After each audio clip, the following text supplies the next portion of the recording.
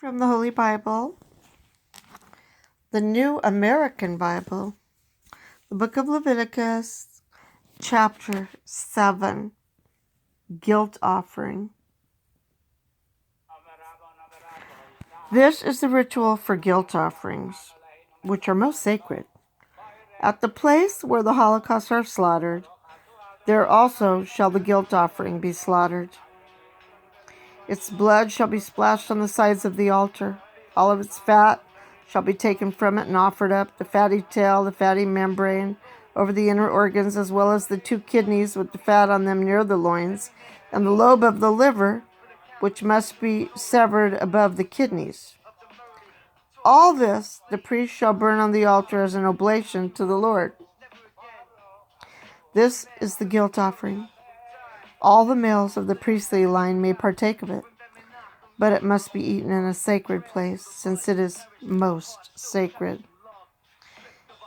Because the sin offering and the guilt offering are alike, both having the same ritual, the guilt offering likewise belongs to the priest, who makes atonement with it. Similarly, the priest who offers a holocaust for someone may keep for himself the hide of the holocaust that he has offered.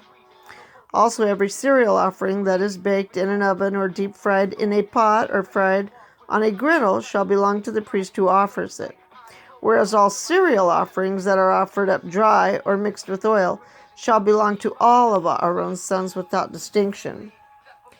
Peace offerings.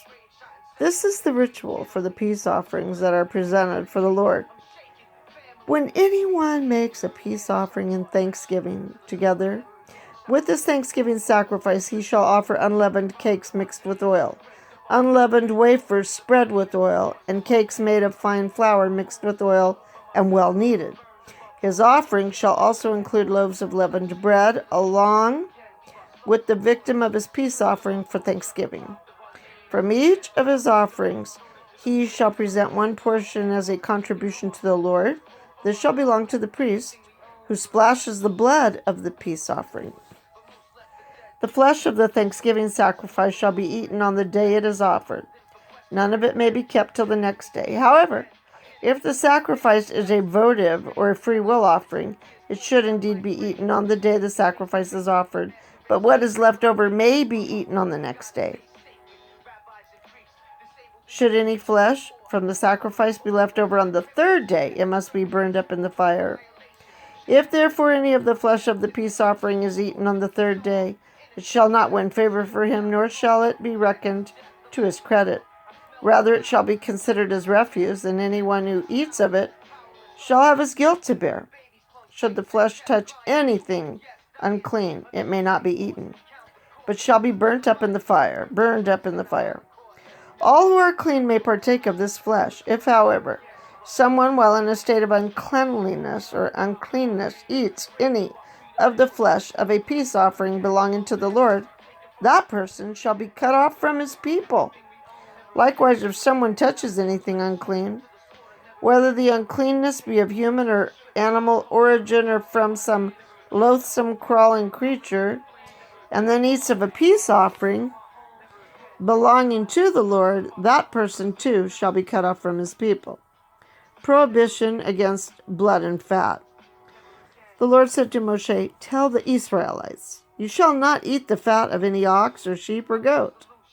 Although the fat of an animal that has died a natural death or has been killed by wild beasts may be put to any other use, you may not eat it.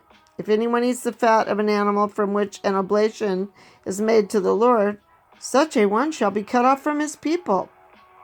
Wherever you dwell, you shall not partake of any blood, be it of bird or of animal. Every person who partakes of any blood shall be cut off from his people." The portions for priests. The Lord said to Moshe, "Tell the Israelites, he who presents a peace offering to the Lord shall bring a part of it as his special offering to him, carrying in with his own hands the oblations to the Lord. The fat is to be brought in together with the breast, which is to be waved as a wave offering before the Lord. the priest shall burn the fat on the altar, but the breast belongs to Aaron and his sons. Moreover, from your peace offering, you shall give to the priest the right leg as a raised offering. The descendant of Aaron who offers up the blood and fat of the peace offering shall have the right leg as his portion. For from the peace offerings of the Israelites I have taken the breast that is waved and the leg that is raised up, and I have given them to Aaron the priest and to his sons by a perpetual ordinance as a contribution from the Israelites.